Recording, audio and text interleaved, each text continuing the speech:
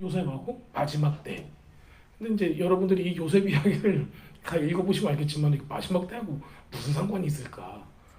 별 상관이 없어 보여요. 왜냐면요, 여러분들 이게 어떤 내용이냐면은 우리가 이제 지난주에는 요셉이 이쁨 받았다가 팔려나가는 장면, 그 다음에 38장에는 저 유다하고 다말 이야기. 그때 이제 여러분 다 기억하세요? 기억 못하시면 안 돼요. 굉장히 중요한 내용이에요. 근데 이제 지금 이 내용은 요셉이 팔려가서 보디발의 시종이 되는 거죠. 그 다음에 시종이 되고 보디발의 아내가 이제 저기 뭐야 요셉을 이렇게 넘어뜨리려고 하니까 이렇게 요셉이 깜짝이야 하고 도망가는 내용이에요. 그래서 막 도망을 갔는데 또 이제 옷을 벗어놓고 나왔으니까는 그거 가지고 이제 누명을 씌워가지고 지하 감옥에 이제 가둬놓는 겁니다. 그리고 나서 술관원장하고 그다음에 빵 굽는 관원장한테 걔네들이 이제 꿈을 꾸죠. 꿈을 꾼 다음에 이제 그 꿈을 요셉이 어떻게 해요? 다 해석을 해주고 거기서 누구만 살아요? 그 해석대로 술관원장만 살고 이게 다른 우리 떡 만드는 빵 굽는 관원장은 죽게 됩니다. 그 다음 이야기예요, 이게. 그렇죠? 이 다음에 이제 우리 바로가 이제 꿈을 꾸고 그다음에 요셉이 그 바로의 꿈을 잘 해석했기 때문에 또 이집트의 총리가 되고 그다음에 이제 음식을 사러 형들이 오고요. 형들이 왔다가 이제 회개하게 되는 그런 장면들이 나옵니다. 근데 아무리 봐도 그 이야기를 아무리 봐도 마지막 때하고 무슨 연관이 있을까 굉장히 궁금할 수밖에 없은 그런 내용을 우리가 오늘 보고자 합니다. 자, 요셉의 회복에 대해서 이제 딱 나와요. 자, 제가 창세기 41장부터 이제 시작을 하는데요. 제가 이제 쭉쭉 읽어가면서 이제 설명을 해드릴게요. 제가 뭐 이제 특별히 내용이 굉장히 재밌는 내용들이 여기 많이 나옵니다. 만 2년 후에 바로가 꿈을 꾼즉 자기가 나일 강가에 서 있는데 자, 만 2년 후에 이제 바로가 꿈을 꿨는데 나일 강가에 서 있대요. 거기서 미케츠라는 우리가 이제 이 본문에 맨 처음 나오는 단어입니다. 그래서 미케츠. 근데 이 단어를요 영어로 해석을 하면 이게 at the end예요. 이게 이제 우리는 어디를 번역을 했냐면요. 약 2년 후에 뭐뭐 후에예요. 막 2년 후. 그래서 이제 그 뭐뭐 후라는 거를 이렇게 표현을 해놓은 겁니다. 근데 이제 여러분들 혹시 그거 기억나세요? 그 요한계시록에 보면은 한 때와 두 때와 반 때, 이 마지막 때를 얘기하는 거거든요. 특히 이런 내용이 뭐냐면요, 두 때가 지난 후 이런 느낌으로 보시면 돼요. 그래서 신기하게 미케츠라는 단어가 여기서 이렇게 쓰여요. 근데 미케츠를 우리가 그 사전에서 찾아보면은 정말 뭐뭐 후에예요. 그러니까 딱 느낌이 엔타임을 얘기하고 있는 그 느낌이 나는 단어를 여기다가 일부러 썼단 말이에요. 2년이 흘러가 아니에요, 이게 느낌이. 그 두 때 후에. 자, 그러면 어떤 느낌이 나면요. 옛날에 우리 혹시 그런 거 기억나세요? 물시계, 옛날 조선에 있었던 물시계, 장영실이 만들었던 해시계, 물시계 막 이런 거 있잖아요. 그래서 고대 사람들은 물이 뚝뚝뚝뚝 떨어지면은 이게 그 컵에 물이 뚝뚝뚝 떨어져가지고 약간 무게가 딱 되면 퉁 떨어지고 이게 뿅 올라가면서 다른 걸 똥 치고 해가지고 이게 이제 걔네들이 쓰는 어떤 시계 같은 역할을 하잖아요. 그러니까 이 때가 딱 차 올랐다예요. 그러니까 하나님께서 어떤 역사를 하시잖아요. 그러면은 그게 그때가 다 채워져야지 나간다는 얘기예요. 근데 지금 이게 채워진 거예요. 그런데 이전에는 무슨 일이 있었어요? 수관원장이 야, 난 살았다 하고 딱 나가버렸어요. 그리고 나서 어떤 일이 있어? 잊어먹은 거죠. 네. 그 사건이 있었어요. 그 전에는 뭐였어요? 보디발레 시종장으로 자기는 시종이었는데 매니저가 되는 거예요. 그래서 굉장히 큰 일을 했던 사람인 거죠. 근데 그때도 하나님께서 역사하지 않았어요. 그러니까 지금 얘기하는 역사는 뭐 부를 가져오는 역사 말고 집으로 돌아가는 그런 거 있잖아요. 네. 그런 일을 하지 않으셨단 말이에요. 만약에 2년 전에 술권원장이 정신을 똑바로 차린 다음에 아이 나 살았잖아 빨리 쟤를 빼내줘야지 하고 가서 막 얘기를 해서 바로한테 얘기를 하든지 누구한테 얘기를 하든지 얘기를 해서 다 데리고 왔다고 생각을 해보세요. 그럼 어떻게 됐을까요? 그러면은 뭐 어떻게 잘해가지고 집에 갔겠죠. 예, 야곱한테 갔을 거예요. 예. 자 그러면 우리 성경이 이렇게 쓰여지진 않겠죠. 예. 그럼 이게 우리는 많은 사람들이 막 그런 얘기를 해요. 아, 요셉이 왜 그때 당시에 요셉이 이렇게 구출되지 않았는가? 저도 진짜 많은 설교들을 들었어요. 왜 그때 당시 구출되지 않았는가? 그래서 이제 그거를 이제 얘기하는 많은 사람들이 많은 설교자들이 하는 얘기들 중에 몇 가지가 이런 거죠. 첫 번째 요셉이 하나님을 높이거나 뭐 이제 이런 부분에 대해서 그 단어 몇 가지를 가지고 이제 하는 거예요. 그러니까 뉘앙스가 자기를 좀 드러내려고 했다. 아니면은 뭐 자기가 또 너무 나가고 싶어 했다. 그래서 하나님께서 그때가 아닌 것 같이 여겨졌다. 이런 식으로 설명을 해요. 그런데 뭐 전혀 그런 건 아니에요. 예. 그러니까 때가 안 찼을 뿐이에요. 그러니까 요셉이 잘못해서가 아니라고요. 요셉은 그냥 자기의 역할을 충실한 거예요. 그리고 하나님의 때가 오지 않았을 뿐인 거죠. 근데 왜 2년이라는 숫자가 걸렸을까? 자, 2년이라는 숫자가 왜 걸렸는가를 보면요. 우리가 요거를 보면 알 수가 있어요. 요셉이 애굽 왕 바로 앞에 설 때 30세라 그가 바로 앞을 떠나 애굽의 온 땅을 순찰하니 이렇게 나와 있어요. 자 이제 우리가 꼭 생각해봐야 될 게 뭐냐면요. 애굽 미츠라임은 세상을 의미해요. 그 세상의 왕이에요. 근데 그 세상의 왕이 누구한테 줬어요? 이 땅을? 이 땅의 모든 그 authority를 모든 권세를 누구한테 줬어요? 요셉한테 준 거예요. 근데 그때 나이가 몇이에요? 30이래요. 자 그런데 이제 제가 지금 여기다 써놓은 게 뭐냐면요. 예수께서 가르침을 시작할 때 30세쯤 되시니라. 사람들이 아는 대로 요셉의 아들이니 요셉의 이상은 엘리요 이렇게 돼 있어요. 예수님도 공생애를 언제 시작하셨어요? 30에 시작하셨어요. 그 다음에 요셉도 자기가 이 세상에서 다스릴 때가 언제부터예요? 30부터예요. 근데 또 재밌는 게 있어요. 여러분들 레위기를 공부하시면 알겠지만은 제사장은 언제부터 일할 수 있어요? 성소에서 30세부터 일을 할 수가 있는 거예요.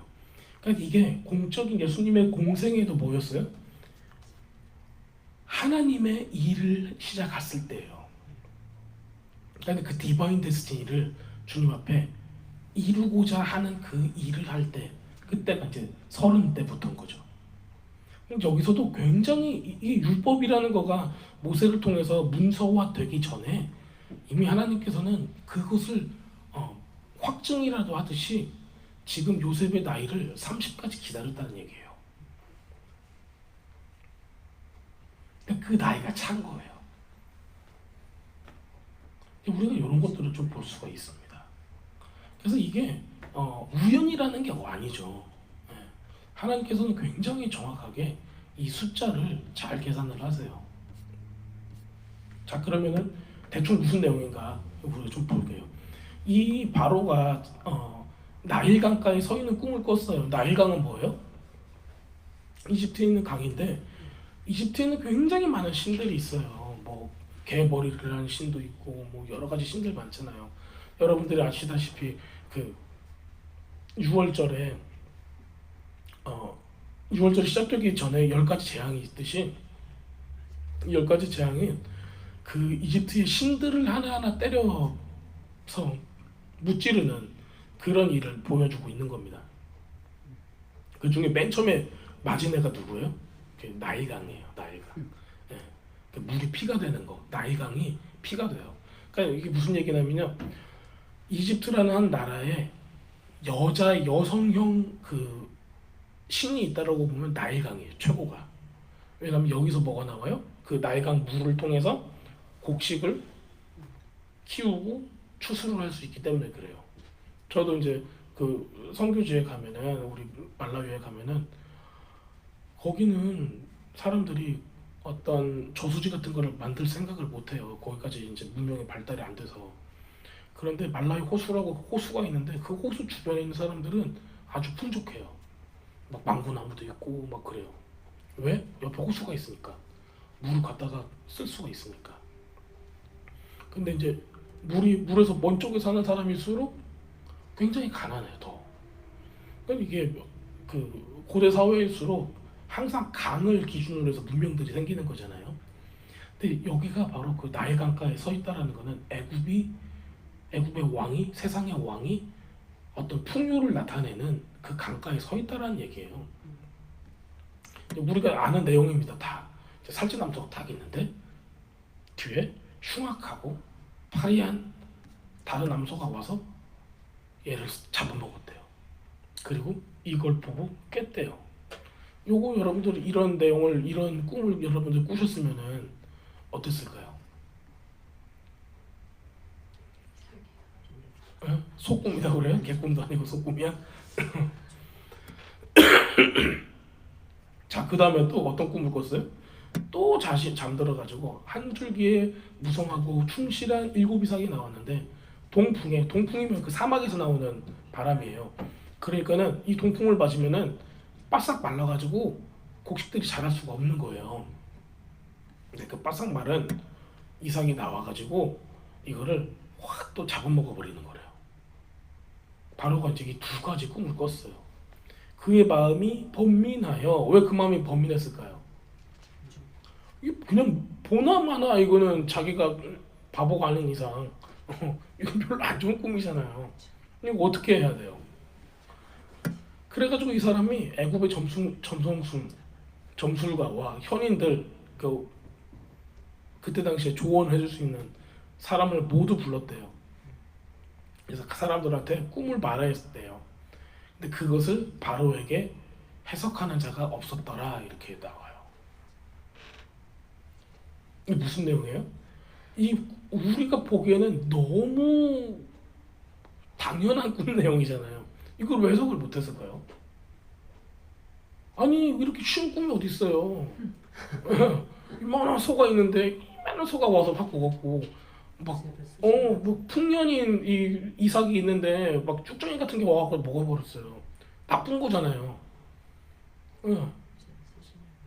그런데 이거를 해석하는 자가 없었대요. 그러니까 이게 무슨 내용이냐면요, 해석하고 싶지 않은 거예요. 누가 바로왕 앞에서 우리 큰일 났습니다. 바로왕 진짜 나쁜 꿈 꾸셨네요. 헤 하고 막 그러고 있겠어요? 이거 그냥 말 한마디 잘못했다가 다 죽는데? 그러니까는 이게 할 수 있는 자가 없었다가 아니라 해석하는 자가 없었대요. 다 해석은 할 수 있어. 지나가도 걔도 할 수 있을 것 같아. 그런데 이거를 말하고 싶진 않은 거예요. 누구도. 내 목숨이 아까우니까. 자, 그런데 이 술 맡은 관원장이 아직도 술에 취해 있는 것 같아요. 술 맡은 관원장이 바로에게 말하니 이르되 내가 오늘 내 죄를 기억하나이다. 근데 술 맡는 관원장이 좀 뭐라고 할까 빌런이에요. 보니까 나쁜 놈인 것 같아요. 여러분들 술 맡은 관원장이 있고 그 다음에 빵 맡은 관원장이 있어요. 이게 이제 고대 사회에서는 서열 2위, 3위예요. 네. 그래서 이제 우리 이제 나중에 보면은 저기 뭐 시리아나 뭐 저기 바벨론이나 이런 나라들이 있잖아요. 고대 운동 사회에서는 얘네들을 서열 2위를 술 맡은 관원장 이렇게 불러요. 그래서 이제 여러분들 랍사게라는 단어 혹시 기억나세요? 랍사게가 우리 저기 이사야서에 나오면은 봐가지고 저 이스라엘을 포위하고 너희는 다 죽었다 막 그렇게 막 엄포 내놓고 그러잖아요. 랍사게가 사람 이름이 아니라 직분 이름이에요. 그리고 그 직분의 뜻이 술 맡은 관원장이에요. 네. 술 맡은 관원장은 뭐냐면 여러분들 왕이에요. 여러분들이 만약에 왕이라면은 왕 혼자서 그냥 맨날 나 혼자서 밥 먹고 나 혼자서 술 먹고 나 혼자서 고민하고 그러고 싶지 않잖아요. 그래서 가장 자기의 측근 1위 첫 번째, 그러니까 내가 1번, 2번이 누군가가 딱 있어. 그럼 걔가 술 맡은 관원장인 거예요. 그래서 와서 나하고 술을 마시면서 뭘 할 수가 있어요? 내 속마음을 내놓을 수가 있는 거예요. 그러려면은 이게 엄청난 순위에 올라가는 사람인 거예요. 그럼 옛날에 어떻게 해서 왕을 죽일 수가 있겠어요? 그치, 먹을 거에 독을 타면 된단 말이에요. 그러니까 그 다음에 자기 몸에 나쁜 짓을 할 수 있는 사람이 누구냐면은 음식. 그러니까 지금 여기 말로 하면은 떡 굽는 아니면 빵 굽는 관원장인 거예요. 근데 2위 서열 2위 3위가 너무 마음에 안 들었던 거야. 그래서 바로가 얘네들을 친 거죠. 그래서 이 사람이 그 요셉하고 같이 그 지하 감옥에 갇히게 되는 거예요. 근데 이제 이 술 맡은 관원장이 기억을 한 거예요. 근데 제가 보기엔 이런 것 같아요. 모든 현자들과 점술가들이 다 그러면 야간 서열 2위잖아요.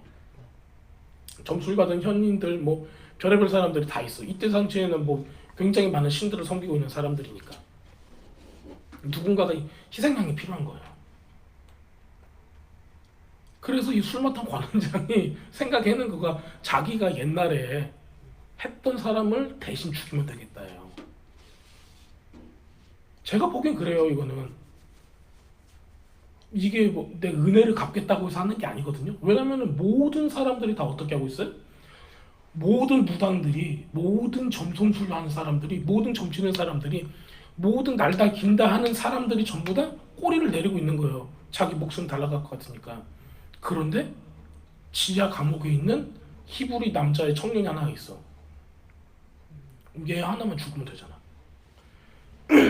여러분들이 그 나라 서열 2위라면은 이거 기억날까요, 안 날까요? 야, 지금 내 서열 2위야. 이거 못하면은 얘네들도 혹은 나까지도 위험해질 수 있을 것 같아. 그러면은 희생양을 빨리 하나 잡아와야겠다. 정치적으로 보면 그런다는 얘기죠. 그래서 이 얘기를 하는 거예요. 그래서 이렇게 해서 그때 히브리 청년이 있는데 그 청년이 해석을 해주고 나는 보직되고 그 다음에 그는 매달렸습니다 라고 얘기를 해요. 이에 바로가 사람을 보내서 요셉을 부르고 그를 옥에서 내놓은지라. 요셉이 곧 수염을 깎고 그의 옷을 갈아입고 바로에게로 들어가니. 바로가 요셉에게 이르되 내가 한 꿈을 꾸었으나 그 해석한 자가 없다. 너는 꿈을 들으면 능히 푼다. 이렇게 얘기를 해요. 그래도 요셉이 16절에 진짜 아름다운 대답을 합니다. 내가 아니라 하나님께서 바로에게 편안한 대답을 하시리라. 제가 만약에 뭘 잘하잖아요. 누군가가 아이고 아무개씨 뭐 잘한다면서요. 좀 도와주세요. 그랬더니 아이 까짓 뭐 제가 그냥 대충 해도 돼요. 이렇게 얘기를 했을 거예요. 그런데 그게 아니라 지금 무슨 대답을 내가 하는 게 아니라 하나님께서 당신을 평안하게 하실 겁니다 라고 얘기를 하는 거예요. 그래서 이 얘기를 다 합니다. 그 다음에 바로에게 이제 요셉이 얘기하는 거죠. 하나님이 바로 하나님께서 하실 일을 당신한테 보여주고 있습니다 라고 얘기를 해요. 그리고 우리가 아는 바로 그 해석을 줄줄줄 하고 있습니다. 그 다음에 꿈을 2번 겹쳐 꾸신 거는 하나님께서 이 일을 정하셨고 하나님께서 꼭 이 일을 속히 행하실 것입니다. 이 사람이 여기서 끝나질 않아요. 또 어떻게까지 해요? 이제 바로께서는 명철하고 지혜 있는 사람한테 가서 애굽 땅을 다스리게 하시고 이같이 행하사 나라 안에 감독관들을 두어 그 7배 풍년의 애굽의 땅의 5분의 1을 거두고 장차 올 풍년의 모든 곡물을 거두고 그 곡물을 바로의 손에 돌려 양식을 위하여 각 성읍에 쌓아두게 하소서. 즉 흉년에 대비하십시오 라고 얘기한 거예요. 그랬더니 아무도 안 죽었잖아요. 얼마나 좋아요. 그 신하들이. 제가 보니까는 신하들은 아이고 큰일 날 뻔했는데 이제 이 얘기가 많은 거예요. 이 사람들은 여러분들 이게 굉장히 재밌는 내용인데요. 왜 그러냐면요. 이때 당시 최고의 신은 이집트 최고의 신은 파라오 본인이었어요. 그 다음에 굉장히 많은 신들이 있었어요. 예, 태양신 라도 있었고, 예, 너무 많은 신들이 있었어요. 10가지 장에 나오는 신들만 해도 그 열이 있잖아요. 근데 그보다 더 있었어요. 그런데 이 사람들 입에서 하나님이란 단어가 나와요. 왜냐면요, 제가 히브리 청년이잖아. 히브리 청년이 섬기고 있는 그 하나님에 대해서 얘기하는 거예요. 근데 이집트에서 볼 때 히브리 사람이 섬기는 신은 어떻게 표현하는 줄 아세요? 사막의 신. 사막의 신으로 표현하고 있어요. 유목민들 있잖아요. 예, 유목민들이 광야에서 양을 치잖아요. 그리고 어디 풀 있나 이렇게 가가지고 뜯어먹기고 그냥 그 정도밖에 못 하잖아요. 근데 애굽에는 나일강이 있어요. 모든 곡식들이 막 자라고 과일들이 막 자라요. 자기네들이 볼 때 우리는 항상 풍년이고 풍요롭고 넘쳐나는 거예요. 그런데 히브리 사람들 보면 어때요? 맨날 가서 양이나 키우고 있고 양도 굶어 죽게 생겼고 막 별로 안 이쁘는 거예요. 그러니까 사막의 신으로 불리는 거예요. 특히 이제 이스라엘 백성들이 광야에서 있을 때, 광야에서 지금 40년을 돌잖아요. 그러면은 진짜 너의 신은 뭐라고 불렸을 거예요? 사막의 신이다, 광야의 신이다 불렀을 거라 이거예요. 그런 느낌이 있어요. 근데 이 사람이 이렇게 얘기를 한다는 거예요. 하나님의 영에 감동된 사람. 우리가 너 같은 사람을 어떻게 찾을 수 있을까? 세상은 철저하게 세상이에요.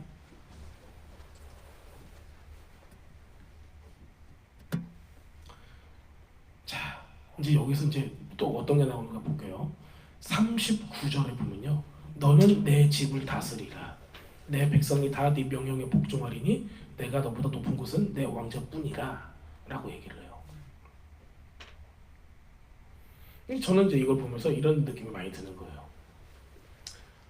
하나님께서 새 하늘과 새 땅, 즉 하나님의 나라가 이 땅 가운데 도래하기 전까지는 이 땅을 누구한테 맡겨놨어요?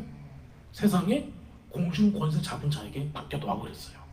근데 예수님께서 우리에게 오시고 죽으시고 부활하심으로 우리한테 무엇을 주셨어요? 구원이라는 것을 주셨어요. 그 다음에 주님께서 말씀하셨죠. 주님의 나라가 어디에 임하였도다? 내 안에 임하였도다 그러시잖아요. 네. 그러면은 하나님의 나라는 우리가 얘기하는 올람하바, 올 세상은 아직 오진 않았어요. 근데 우리 안에 있다는 건 무슨 얘기예요? 시작은 됐다는 얘기예요. 마침표는 안 찍어줬는데 시작은 됐다는 얘기예요.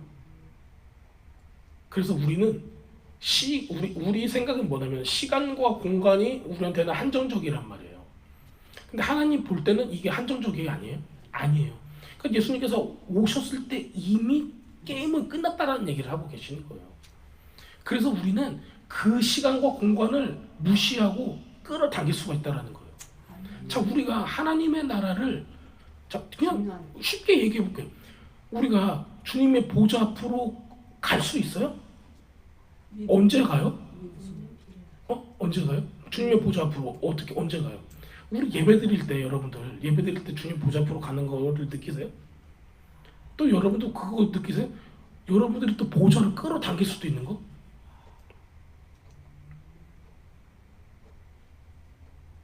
이게 굉장히 저는 이게 실질적으로 생각되거든요. 근데 이게 주님을 만나본 사람이 그 차원으로 들어가 본 사람이 그걸 할 수가 있어요. 근데 여기서도 마찬가지예요. 그런데 이런 세상의 왕이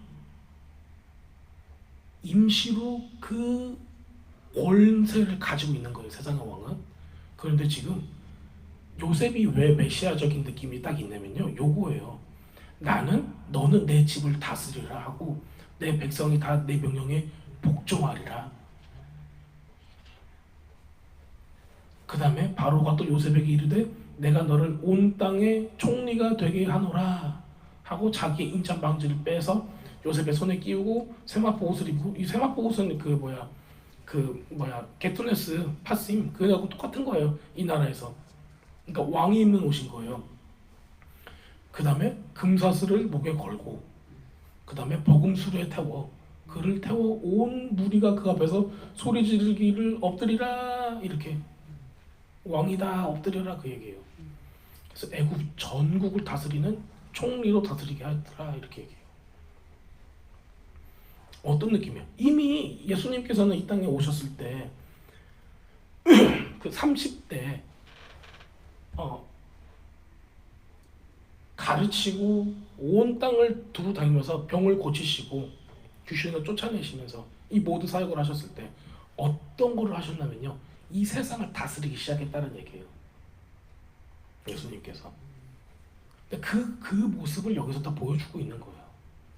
그런데 하나님의 때가 찰 때까지는 뭐가 있어야 돼요? 계속 지금 그 권세는 공중권세 맡은 그 악한 영들한테 가는 거예요. 근데 예수님께서는 그 시간을 삐집고 들어온 거죠. 요셉도 그 시간을 삐집고 지금 이집트의 왕조들이 막 있는데 거기에 갑자기 요셉이라는 사람이 쑥 들어간 거예요. 되게 신기하지 않아요? 이런 일은 전무후무한 거죠. 이 상황에 딱 이른 겁니다. 그래서 그 요셉의 이름을 사브낫바네아라고 지었어요. 이게 이제 비밀을 말하는 자 뭐 이런 거예요. 뜻이. 또 온 제사장에 보디베라의 딸 아스낫을 그에게 주어 아내로 삼게 하니라. 요셉이 나가 애굽의 온 땅을 순찰하니라. 멋있죠.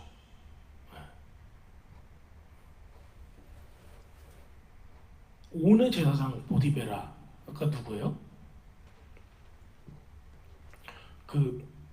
태양신의 이름 중 하나가 온이에요. 그리고요 거기에 제사장인 거예요. 그러니까는 이집트 최고의 신의 제사장의 딸인 거예요. 이름이 보디베라래요.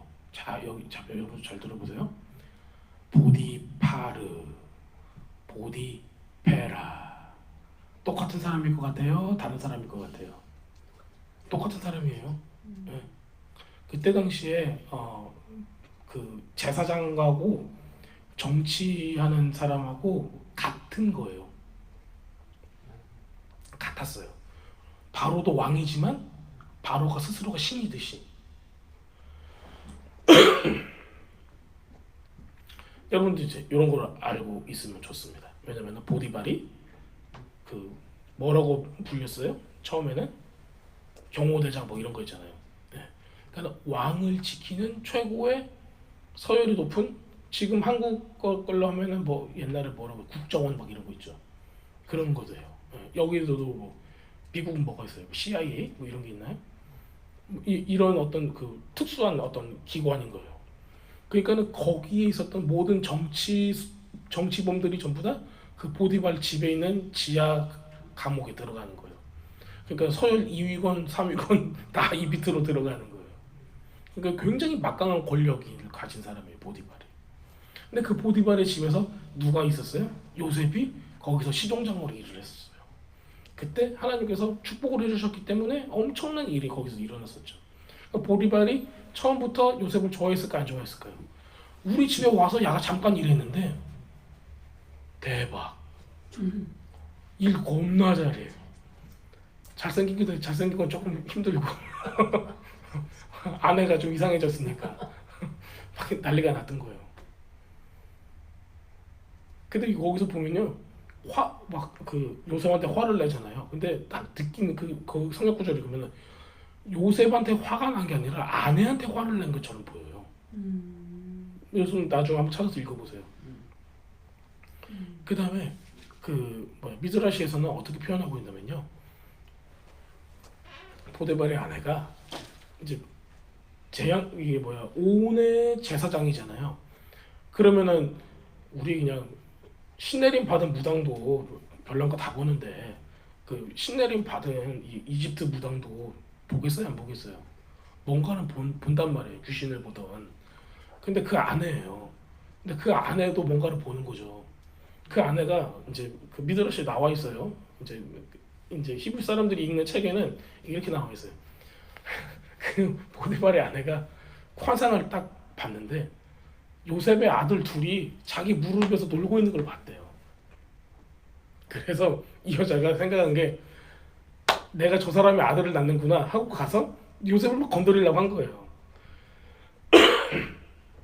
근데 그러고 나서 이제 이 일이 딱 일어난 거예요. 그리고 나서 왕이 결정을 한 거죠. 보디발의 딸을 줘서 결혼을 시키는 걸로. 그다음에 이제 아이 둘을 낳죠. 아이 둘이 이름이 뭐예요? 문하세, 에프라임. 둘을 낳았으니까 이 엄마가 할머니가 됐잖아요. 할머니가 애기들 봐줘야 할 거 아니에요. 그래서 자기 무릎 위에 애기 둘이 딱 있는 거 보고 그제서야 알 거예요. 아유, 내가 주책이었구나. 나 같은 주책이 어디 있을까. 그런 일이 있었다라고 이제 기록을 하고 있어요. 히브리 사람들은 우리가 이제 여기들만 통해서 알 수 없는 내용들을 많이 써놓은 책들이 있어요. 자, 그런데 51절 한번 볼게요. 51절을 보면요, 그 장남의 이름을 므낫세라 하였으니 하나님이 내게 내 모든 고난과 내 아버지의 온 집 일을 잊게 하셨다 하미요. 자, 근데 여러분들 한번 생각을 해보세요. 우리가 지금 여기까지 보면은 좋은 일이 있으니까 야, 요셉 잘 됐다 막 이럴 수가 있는데, 여러분들이 팔렸을 때는 나는 안 되었으면 좋겠다 싶겠죠. 여러분들 배신당하고 죽을 위기에 처하고 그냥 지하 감방에 들어가고 이랬을 때 누가 기분 좋겠어요? 근데 이렇게 됐으니까는 바로 왕이 울려주니까 우리가 좋은 거지. 실제로는 굉장히 큰 상처였을 거라고요. 나이 17에 지금 형한테 이거 하러 갔다라가 그 다음에 어떻게 된 거예요? 유괴당하고 배신당하고 종으로 노예로 팔린 거잖아요. 얼마나 그 고통이 심했을까요? 게다가 지하 던전에 막 이렇게 있었잖아요. 지하 감옥에 갇혔다는 건요, 햇빛을 못 봤다라는 얘기예요. 여러분, 햇빛 이렇게 몇 년 동안 못 보면은 사람이 제정신일까요? 비타민 D가 많이 필요하겠죠. 그래서 첫째 아기 이름을 낳고 나서 잊어버리게 해달라는 의미에서 있다라는 뜻을 가지고 므낫세라고 지었어요. 그러니까 과거가 너무 힘들었어. 자, 여러분들 과거 가운데 여러분들이 당한 고난, 배신, 어두운 일들, 그런 거 있으세요? 없으세요? 저만 있어요? 네, 다 있는 거죠, 그렇죠? 네, 여러분들 다 파란만장한 삶을 살지 않으셨습니까? 네, 어떤 놈 막 생각만 하면 막 진짜 없으세요? 나만 있어요? 네. 근데 주님께서 이거를 잊게 하셨다 그렇게 하신 거예요. 그 다음에 이름은 에프라임 해놨어요. 이것은 내가 수고한 땅에서 번성하게 하셨다, 나를 번성하고 열매 맺게 하신다라는 뜻이에요. 자, 꿈대로 일이 일어났습니다. 그래서 56절에 보면요, 온 지면에 기근이 있음에 요셉이 모든 창고를 열고 애굽 백성에게 팔세. 애굽 땅에 기근이 심하며 각국 백성도 양식을 사려고 애굽으로 들어와 요셉에게 이르니 기근이 온 세상에 심함이었더라.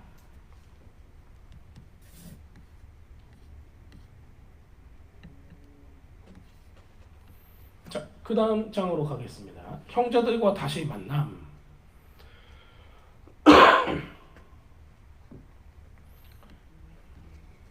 자, 그때 야곱이 애굽에 곡식이 있음을 보고 아들들에게 이르되 넌 어찌하여 서로 바라만 보고 있느냐? 왜 눈만 꾹뻑거리고 있지? 좀 어서 밥 좀 걷어와. 이제 얘기를 하는 거예요. 자, 애굽에 곡식이 있다고 하니 좀 사와라. 우리가 굶어 죽지 아니하리라. 그랬더니요, 요셉의 형 10사람이 애굽에서 곡식을 사려고 내려갔으나 아우 베냐민은 형들과 함께 보내지 아니하였으니 이는 그의 생각에 재난이 그에게 미칠까 두려움이었더라. 자, 어떤 거예요 이거? 지금 야곱은 베냐민하고 또 소울타이가 맺어져 있는 거예요.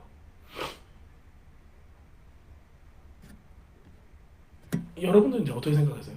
이제 예전에 우리 그 아브라함도 자기 독자 가장 사랑하는 아들 누가 있어요? 이삭이 있었어요. 하나님께서 이삭을 너 했더니 아멘 바로 했잖아요. 근데 지금 이거 못 넘어간 사람 누구예요? 야곱은 아직 안 됐어요. 그러니까 지금 자기의 장남인 요셉이 이렇게 아픔을 겪잖아요. 그러니까는 지금 그 애착이 어디로 가냐면 베냐민한테 가는 거예요. 근데 이게 놓을 수가 없는 거야. 지금 그 상황까지 여기 들어간 거예요. 자, 6절을 가보겠습니다. 6절을 보면요. 요셉의 형들이 와가지고 요셉 앞에 와서 엎드려 절하매. 요셉이 보고 형들인 줄 아나 모르는 체하고 엄한 소리로 그들에게 말하여 이르되 너희가 어디서 왔느냐. 곡물을 사려고 가나안에서 왔습니다. 가나안에서 왔습니다. 이렇게 얘기하죠. 그런데요, 이 9절에 보면요, 요셉이 그들에게 대하여 꾼 꿈을 생각하고 그들에게 이르되 너희는 정탐꾼이다. 이 나라의 틈을 엿보려고 왔다. 얘기를 해요. 근데 앞에 나온 이 꾼 꿈을 생각하고 라는 뜻이 딱 이게 분명 의미가 있는 거예요. 자, 어떤 꿈을 꿨어요? 처음에요? 네, 그 곡식단이 막 절하는 거. 근데 예전에 이 고대운동사에서는 뭐가 있었냐면요. 자, 큰 곡식 밭이 있어요. 그러면은 종들이 가가지고 곡식단을 베는 거예요. 근데 이 뭉탱이씩 베는 거죠. 네. 그래서 이거 이만한 뭉탱이를 딱 베는 거예요. 근데 뱄는데 누구 곡식단이 큰가를 가지고 뭘 하나? 이거 가지고 서열 같은 걸 매겨요. 그래서 야, 니께 크냐 내게 크냐 와가지고 딱 대보는 거예요. 그러면은 거기서 가장 큰 애가 다른 사람한테 존중을 받는 거예요. 실제로 이제 그런 풍습이 있었어요. 근데 딱 그런 느낌으로 이제 오는 거예요. 근데 여기서 이제 요셉이 그 꿈을 맨날 생각하지 않았을 거 아니에요. 그런데 이 형들을 딱 와서 딱 봤을 때 그게 생각이 딱 나게 하신 거예요, 하나님께서. 와, 이 전에 그러면 잠깐 우리 문하세 뭐예요? 고통이 있었잖아요. 고통이 있으니까 이게 좀 없었으면 내가 잊어먹었으면 좋겠어. 그다음 에프라임은 뭐예요? 이제 나 그렇게 힘들고 너무 어렵고 내 마음에 아직도 상처가 많이 있는데 난 내가 여기서 일 열심히 해가지고 좀 번성했으면 좋겠어. 그 다음에 하기 싫은 건 뭐예요? 형들은 안 봤으면 좋겠어. 왜냐면요, 여러분들 총리가 돼 있잖아요. 이 사람이 총리가 됐는데 자기 아버지 찾아갈 수 있어요, 없어요? 찾아갈 수 있을까요, 없을까요? 갈 수 있잖아요. 근데 지금 아직도 안 가잖아요, 자기 말로. 왜 그러냐면요, 그 상처가 너무 큰 거야. 이 아버지한테 상처가 있을 것 같아요, 없을 것 같아요? 이거 왜 있을 것 같아요? 아빠가 보냈어. 별게 아니라 자기 안 찾아왔잖아. 응, 자기 안 찾아왔잖아. 결국에는. 나중에는 그 성경을 여러분들이 읽다 보면은 깨달을 게 있어요. 요셉이 자기가 팔려간 내용을 여러분들은 다 성경을 읽어갖고 알고 있잖아요. 누구만 모를 것 같아요? 야곱만 몰라요. 야곱한테 얘기를 안 해요. 왜 안 하는 줄 알아요? 아니, 그게 아니라 나중에 여기 이집트까지 살러 오잖아요. 죽을 때까지 비밀로 하는 게 한 가지가 있어요. 자기가 형들이 자기 팔아먹은 거에 대해서 그거 죽을 때까지 비밀해요. 아버지한테 얘기를 안 해요. 형들한테도 말 못하게 하는 거예요. 아버지 말면은 이렇게 바로 넘어질 것 같아. 말 못하게 해요. 그러니까 야곱이 죽으니까 어떻게 해요? 형들이 바들바들 떨잖아요. 그 다음에 근데 실제로는 요셉은 너무 힘든 상대였어요. 예. 그런데 딱 이때 하나님께서 그 꿈이 딱 기억나게 하시는 거예요. 그럼 얘가 뭘 느꼈겠어요? 착 머리 끝에서 발끝까지 전기가 쫙 오르겠죠. 그러면서 이때를 위함이었구나. 이게 들어오는 거예요. 여러분도 그런 거 있으세요? 여러분들이 막 진짜 너무 어렵게 이걸 뭐 배웠거나 아니 어렵게 막 뭔가를 해냈어. 아 이거 어디다 써먹겠어 하고 막 있었는데 나중에 하나님께서 그걸 사용하신다.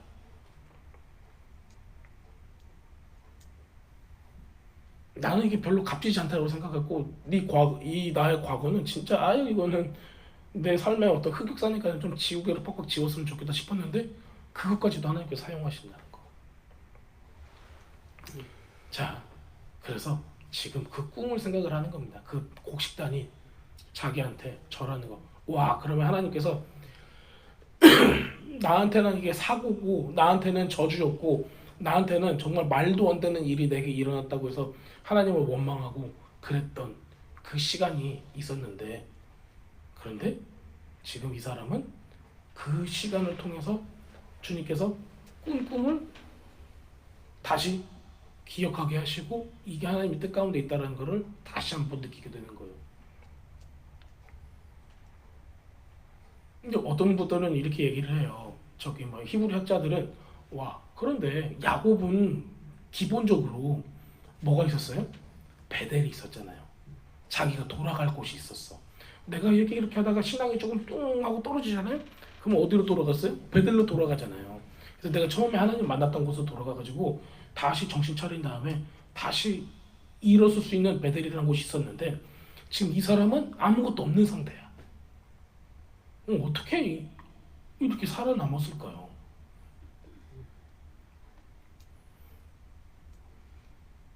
물론 야곱이 엄청 가르쳤을 거예요, 말씀을. 말씀을 많이 가르쳤을 거고 제사장의 옷을 입혔잖아요. 제사장의 옷을 입힐 때까지도 그냥 아무것도 모르는데 제사장 옷만 입히지 않는 거죠. 네. 그래서 말씀을 많이 가르친 걸로 사람들이 보고 있어요. 어쨌든 이렇게 주님께서 그 꿈을 생각나게 하셨다. 그랬더니 이제 이렇게 얘기를 하는 거예요. 정탐꾼으로 이게 다 누명을 씌우고요. 이게 묻지도 않았는데 우리는 한 사람의 아들로서 한 사람의 아들들입니다. 정탐꾼이 아닙니다. 막 이렇게 얘기해요.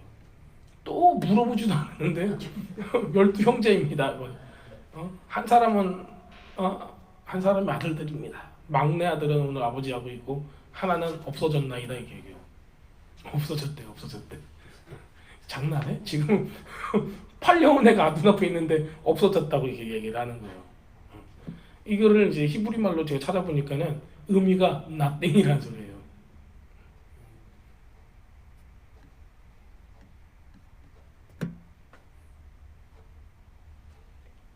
요새 이제 또 한번 또 장난을 합니다. 막내 아우가 여기 오지 않으면은 나가지 못한다 막 얘기해요. 가둬버렸어요. 그래서 이 사람을 그 다음에 3일을 가두고 사흘 만에 그들에게 나타나서 또 느낌이 또 어떤 느낌이 또 부활하는 느낌 있잖아요. 죽었다가 또 사흘 만에 딱 나타나세요. 그 다음에 하는 얘기가 하나님을 경외하노니 이집트 사람이 하나님을 경외하는 거 그거 있을 수 없는 일이라고 제가 계속 말씀드리는 거예요. 하나님을 경외하노니 그러면은 이제 얘네들이 어떻게 해요? 아, 저 사람 하나님을 경외한대. 그럼 우리한테 잘해줄 거야. 이제 딱 그 느낌이 딱 들 거예요. 너 형제 중에 한 사람만 오게 갖고 갇히고 나머지는 가서 이거 주고 금주림을 면하고 그 다음에 아우를 데리고 와라. 이제 그 얘기를 해요. 그랬더니 22절에 어떻게 얘기하냐면요. 그들이 서로 말하되 우리가 아우로 말미암아 범죄하였도다. 그가 우리에게 애걸할 때 그의 마음의 괴로움을 보고도 듣지 아니하였고 이 괴로움을 우리에게 임하였도다. 루벤이 그들에게 대답하여 이르되 내가 너희에게 그 아이에 대하여 죄를 짓지 말라고 하지 아니하였더냐. 그래도 너희가 듣지 아니하였느니라. 그러므로 그의 피값을 치르게 되었다. 그들 사이에 통역을 세웠으므로 그들은 요셉의 듣는 줄을 알지 못하였더라. 요셉이 히브리 사람인데 근데 이제 애굽의 총리니까는 이집트 말만 했을 거 아니에요. 근데 자기네끼리 하는 거예요. 그 얘기를 옆에서 이렇게 듣고 있는 거고. 근데 이제 우리가 이게 그 전에 그 요셉을 팔아먹을 때는 이 내용을 얘기를 기록이 안 돼 있는 내용이에요. 그러니까는 이 내용이 없었어요. 그러니까 애걸하고 그 마음의 괴로움을 보고 듣지 아니하고 이런 거 있잖아요. 그걸 안 봤어요. 근데 그 내용이 지금 여기서 자기네들 입으로 고백이 되는 거예요. 근데 이거 딱 이제 여러분들 뭐하고 연결시켜야 되냐면요. 예수님께서 죽으셨을 때, 예수님을 죽음으로 몰아갔을 때, 예수님은 애걸하지 않았지만 눈으로 보면 알잖아요. 뭐 살점이 뜯겨나가고 뼈가 다 드러날 정도였는데 그 아픔을 겪으셨는데 딱 그 느낌을 우리가 볼 수가 있는 거예요. 왜냐면요, 이스라엘의 베니 이스라엘이면요, 이스라엘의 아들들이라는 얘기예요. 그러면은 이스라엘의 아들들은 누구예요? 지금 우리가 알고 있는 예수님 당시에 그 이스라엘 사람들인 거예요. 예수님을 죽인 사람들. 그 사람들이 벤 요사프라고 해서 요셉의 아들인 메시아를 죽인 거예요. 딱 그게 오마주가 여기서 딱 되는 거예요. 똑같이. 마치 요셉을 죽인 것처럼 거의 죽은 거죠 뭐. 거기다 넣었으니까. 여기도 예수님을 그렇게 죽게 만든 것처럼. 그 느낌을 딱 그대로 주고 있는 겁니다. 자, 그랬더니요, 시몬을 끌어다가 그들 눈앞에서 결박하고, 근데 왜 갑자기 시몬을 가지고 잡아가요? 루벤도 있고 유다도 있고 그렇죠, 레위도 있고. 시몬을 왜 잡아갔을까요? 시몬이 제일 말을 안 들었나?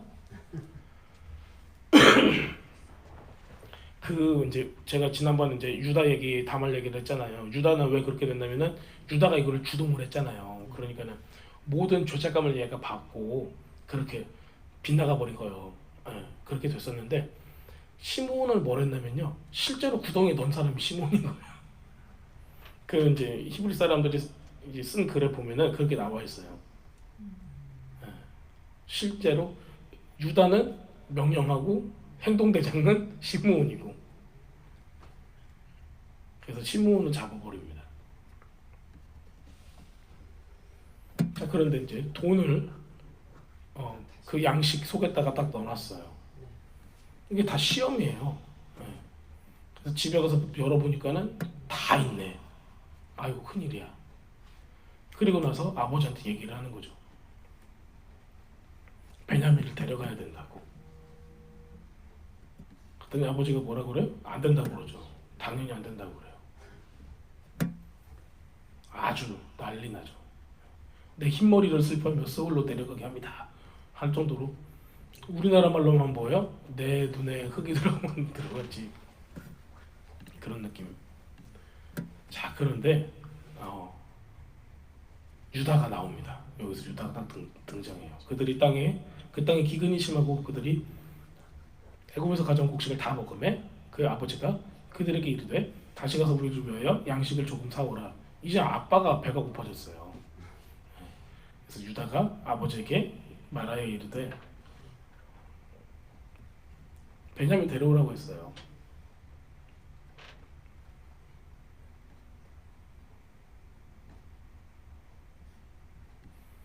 그래서 잘 설득을 합니다. 그랬더니 이제 아버지가 뭘 어떻게 표현했어요? 14절에 보면요, 내가 자식을 잃게 되면은 이르리로다. 지금 여기서부터는 사람이 그 소울타이가 끊어지기 시작을 하는 거예요. 여러분 이제 소울타이가 뭔지 다 아시죠? 혼적인 묶임이에요. 전혀 그럴 필요가 없는 건데 우리는 잘 묶어요. 그리고 잘 묶이고. 네. 그런 것들은 이제 여러분들이 조심하셔야 되는 겁니다. 자, 그래서 이집트에 있는 요셉으로 이제 들어가게 됩니다.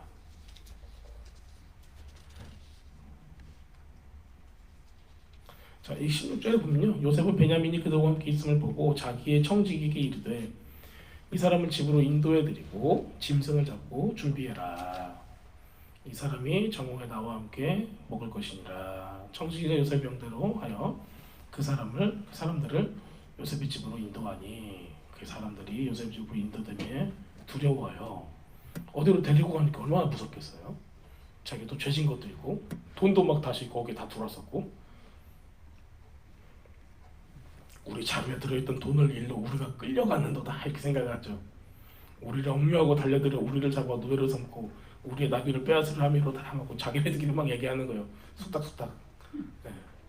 그들이 요셉의 집 청지기에게 가까이 나가 그들 지무폰에 서서 그에게 말하여 이르되 내 주여 우리가 전번에 내려와서 양식을 사가지고 여관에 이르러 자료를 풀어보니까는 돈이 다 들어있었어요. 그래서 다시 가져왔습니다. 이렇게 얘기를 해요. 우리가 안 했고 누가 넣었는지 모르고 있어요. 그랬더니 그 청지기가 이렇게 얘기해요. 그가 이르되 너희는 안심하라. 두려워하지 말라. 너희 하나님, 너희 아버지 하나님이 이 재물을 너희 자루에 넣어 너희에게 주신 것이니라. 하나님이 넣었다고 얘기하는 거예요.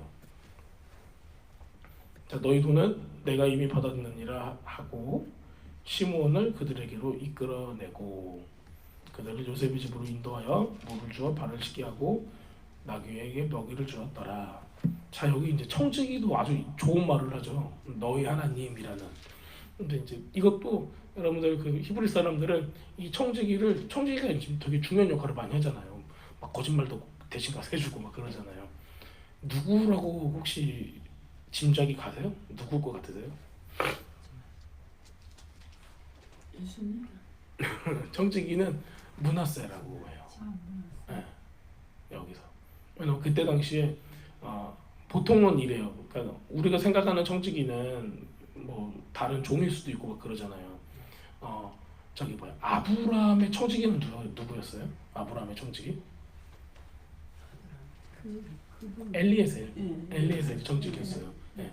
엘리에셀의 그러니까는 아브라함의 모든 재산과 집의 모든 것을 도맡아 할 수 있는 사람.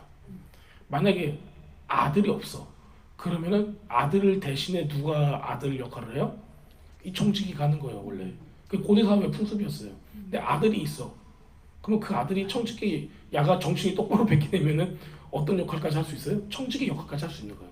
그러니까 아버지의 모든 재산을 가지고 운용할 수 있는 걸 할 수가 있는 거예요. 여러분들도 이제 그렇잖아요. 이렇게 우리 누구였지? 삼성 회장님 이름이 뭐였죠? 응? 이건희 회장 아들이 누구예요? 이재용. 예, 그것도 그런 느낌 있잖아요. 예. 그러니까 만약에 어떤 회장이 좀 머리가 올바로 됐다 그러면 자기 큰 아들을 가지고 그 후계자로 삼을 거 아니에요. 그런 느낌인 거예요. 예. 여기서 그냥 종 나부랭이가 아닌 거예요. 예. 그런 종이라면 나도 하고 싶어요? 아니요. 종이 똑똑하죠. 예. 그러니까 시키죠. 예. 요셉이 보통 사람이 아닌데, 그렇죠? 예. 여기 그리고 요셉은 어떤 느낌이냐면요, 여러분. 파라오가 나의 모든 것을 대신해서 막 반지 줬죠. 왕의 옷을 입혔죠. 금가슬을 해놨죠. 그리고 화장까지 했을 거 아니에요. 그 파라오의 얼굴로 이렇게 부리부리하는 거 있잖아요. 우리 미라 보면 나오는 거 이런 거를 이렇게 엉뚱엉뚱하는 거 이런 거 나오는 거 있잖아요. 그걸 다 입혀놨어요. 그러니까는 뭘로 보여요? 히브리 사람으로 보이겠어요? 목동 히브리 사람으로 전혀 안 보일 거예요. 그냥 이집트 사람으로 보이는 거예요. 게다가 이집트의 그냥 일반 사람도 아니야. 이집트의 왕으로 보이는 거예요. 지금 여기 원래 있던 바로 왕은 뭐 하는가도 몰라. 그냥 어디 가가지고 나일강에서 맨날 뭐 이렇게 수련하고 놀 수도 있어요. 이제 나오지도 않아 이제. 그냥 지금 실질적으로 이 애굽의 왕은 누구예요? 요셉인 거예요. 다 다스리고 있는 거예요. 진짜 지금 그러니까 이 사람들 형들의 눈앞에는 바로 왕이야. 바로 왕인데 자기가 돈 주고 사간 거기에 돈이 다시 들어가 있었고 오니까는 느낌 쎄하잖아요. 돈 안 내고 가져온 거 보면 강도질밖에 안 되는 거잖아. 도둑질밖에 안 되잖아요. 그러니까 어떤 것을 걸고 넘어져도 걸고 넘어질 수밖에 없는 상황 가운데 지금 있는 거예요. 근데 집으로 끌고 간 거예요. 아 이게 우리 여기서 노예가 되는구나. 이 생각을 하는 이유가 뭐냐면 자기들이 동생을 노예로 팔아먹었기 때문에 이제 계속 이제 노예 얘기와 생각이 막 되는 거예요.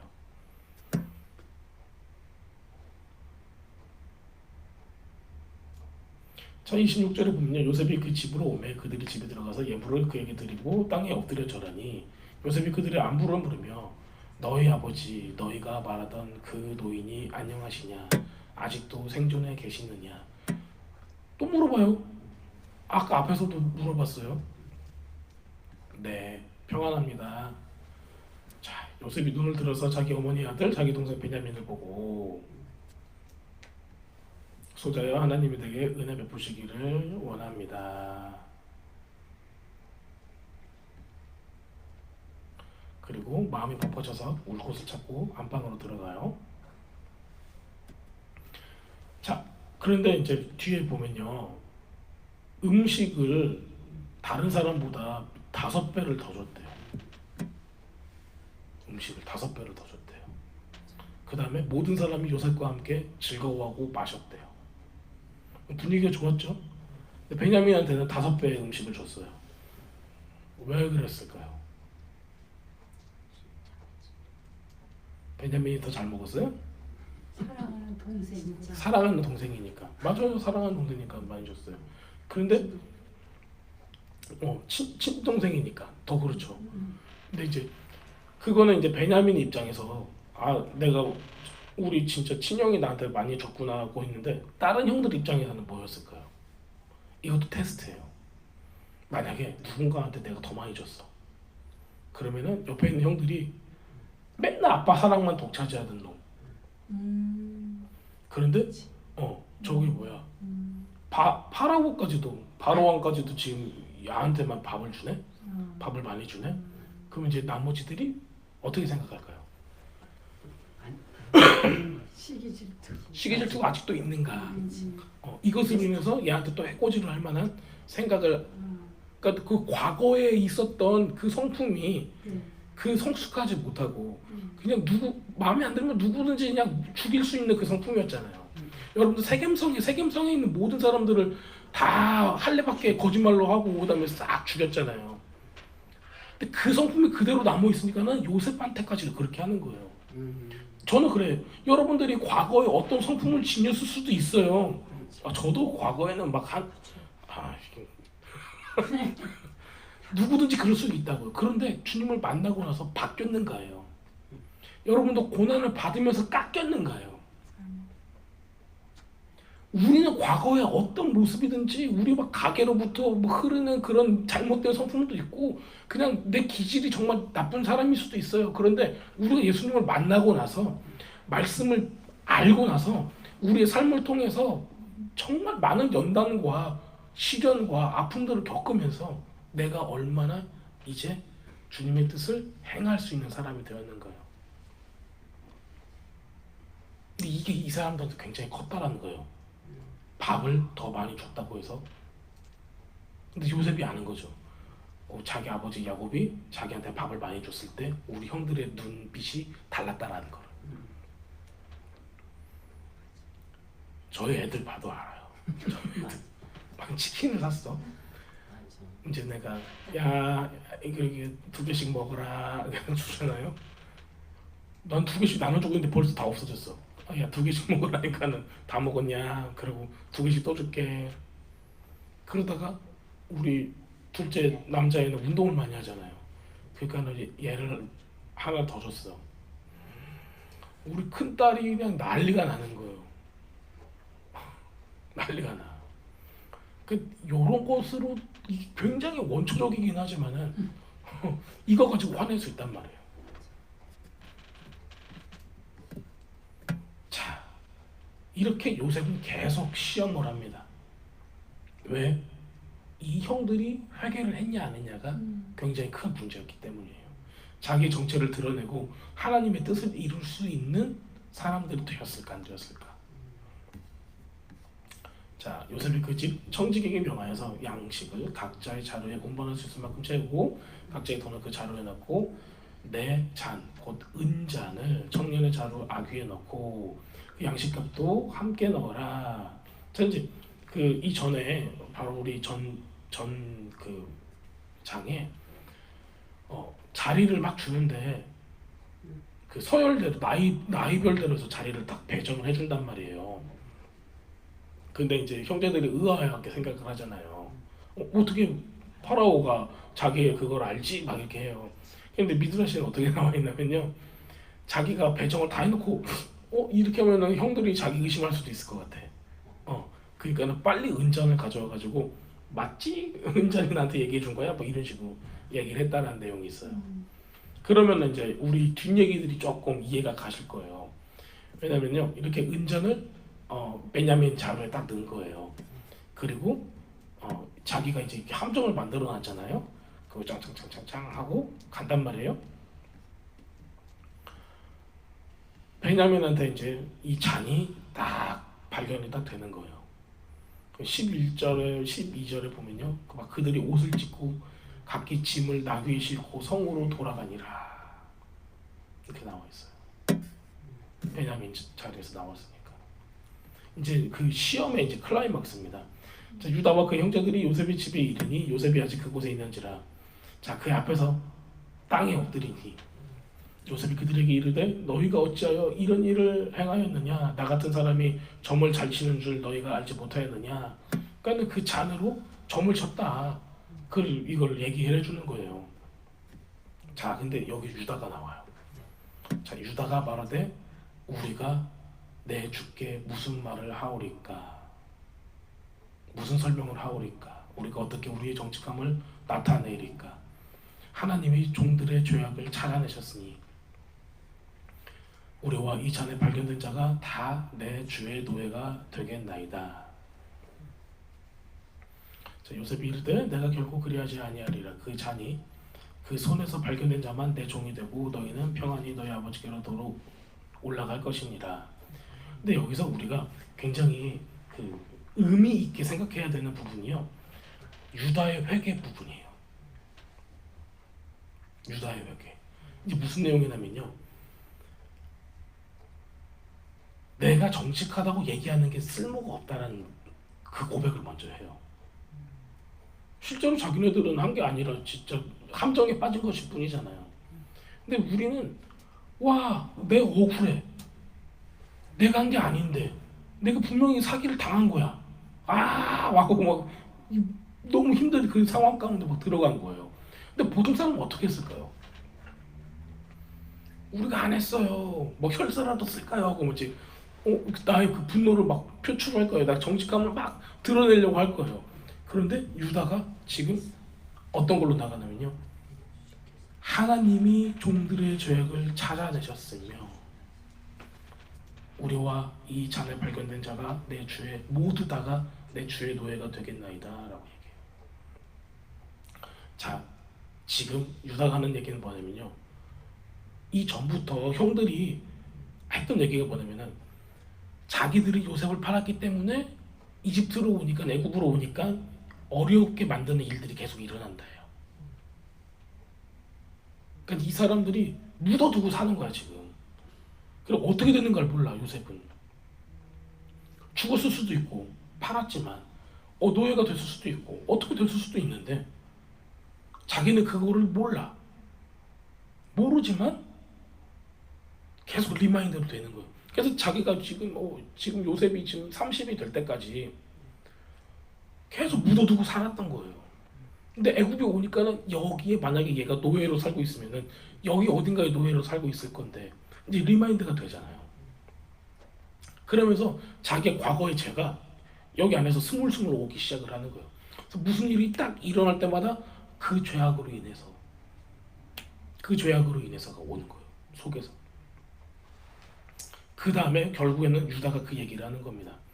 하나님께서 계속 우리를 내 속에 있는 것을 계속 건드려. 그래서 그 고백을 받아내는 거예요. 주님께서 종들의 죄악을 찾아내셨습니다.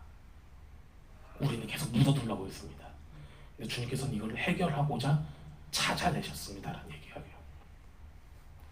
그리고 유다가 과거 같았으면 어떻게 했어요? 베냐민을 데리고 가시옵소서 해야 되는데 지금 어떻게 하고 있어요? 우리 모두 다가 주의 노예가 되겠습니다 라고 하는 거예요. 어떻게 하겠다는 거예요? 책임을 같이 지겠습니다 하는 거예요. 여기서 이제 요셉이 무장해제를 합니다. 여기서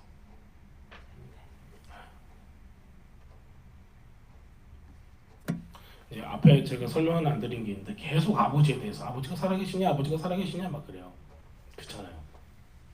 근데 이 뒤에서 이제 형제들한테 자기를 딱 드러낼 때 나는 요셉입니다. 그리고 거기서 또 물어봐요. 아버지가 살아계십니까? 이렇게 또 물어봐요. 근데 이게 어떻게 가냐면요. 나중에 이게 전체가 이제 마지막 때를 얘기하는 거예요. 여러분들 예수님께서 유대인들한테 죽임을 받았어요. 배신을 당했어요. 버림을 당했단 말이에요. 그 다음에 이분은 유대인들이 생각할 때 세상은 어디예요?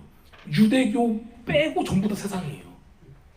크리스천들은 뭐라고 생각해요? 세상이라고 생각한단 말이에요. 크리스천들이 뭐 했어요? 과거에 역사를 보면은 유대인들 가장 많이 죽인 사람들이 크리스천들이란 말이에요. 근데 그 상황 가운데 예수님이 우리가 버렸던 그 메시아 요셉으로 어떻게 생각을 하겠냐고요. 근데 종국에는 그렇게 될 거를 얘기를 하는 거예요. 근데 뭐가 필요해요? 회개가 필요하다는 얘기예요. 회개가. 내가 나의 형제인 요셉을 버렸던 것처럼 나의 형제인 예슈아를 버렸습니다. 이거를 얘네들이 뭐 해야 돼요? 깨닫게 돼야 돼요. 주님께서 이거를 지금 어디를 통해서 창세기 41장, 2장, 3장, 44장까지를 통해서 계속 보여주고 계시는 거예요. 근데 마지막에 요셉이 형들이여 들으소서 나는 요셉입니다. 그리고 아버지는 살아계십니까? 라고 물어봐요. 근데 우리가 읽었던 것만 해도 3번은 아버지가 살아계십니까가 나와요. 이거를 예수님의 관점에서 풀어보면 이거예요. 형제들이요. 이스라엘 사람들 얘기하는 거예요. 형제들이요. 나는 예슈아입니다.